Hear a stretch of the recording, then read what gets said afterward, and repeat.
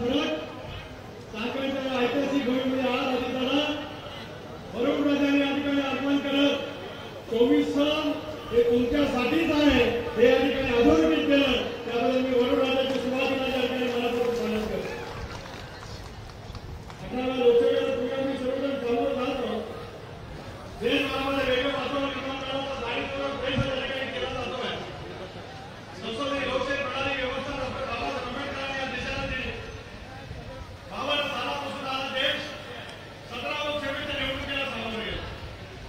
या गाडीसोबत अमेरिकेची जमिनीच्या मनामध्ये संशय निर्माण करण्याचा संभ्रम निर्माण करण्याचा प्रयत्न काही मंडळीच्या ठिकाणी करत आहे। संविधान बदललं जाणार असे आवाहन केले जाते।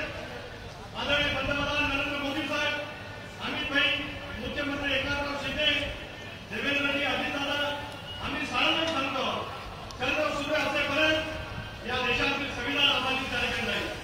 परंतु निवडणुकीच्या राजकारणासाठी निवडणुकीमध्ये यश मिळवण्यासाठी समाजामध्ये धर्माधर्मामध्ये अंतर निर्माण करण्याचा जाणीवपूर्वक प्रयत्न आज महाविकास आघाडीच्या माध्यमातून त्या ठिकाणी केला जातो। खरं तर निवडणुका येतात आहे, पण ज्या पद्धतीने आज आपण लोकांच्या मनामध्ये संभ्रम निर्माण करण्याचा प्रयत्न करतात की भाव या देशाला दुसरीकडे योग्य त्या ठिकाणी लावू शकत नाही। मग या देशाला मजबूत सिद्धांत दिला डॉक्टर बाबासाहेब आंबेडकरांनी संविधानाच्या माध्यमातून संसदीय लोकशाही प्रणाली व्यवस्था त्या ठिकाणी केली गेली। आणि आज मला विश्वास आहे शिवाजीराव, या मतदारसंघातील सर्वसामान्य मतदार पुन्हा एका लोकसभेवरती माझा 5 वर्षाचा कालखंड गेला आणि एका उत्स्फूर्तपणाने ज्या पद्धतीने तुम्ही अविरतपणाने या परिसराची सेवा करत आहात, आता आज या सगळ्या परिसरातील मतदारांनी पूर्णपणे निर्णय घेतलेला आहे। महायुतीच्या माध्यमातून पुन्हा एका सीटचा भविष्य बदलण्याचा करतो आणि दादांचा काही क्रांतिकारी निर्णय कडे घेतात त्यांच्या पाठीमागे ठामपणाने उभारण्याचा निर्णय कडे घेतात।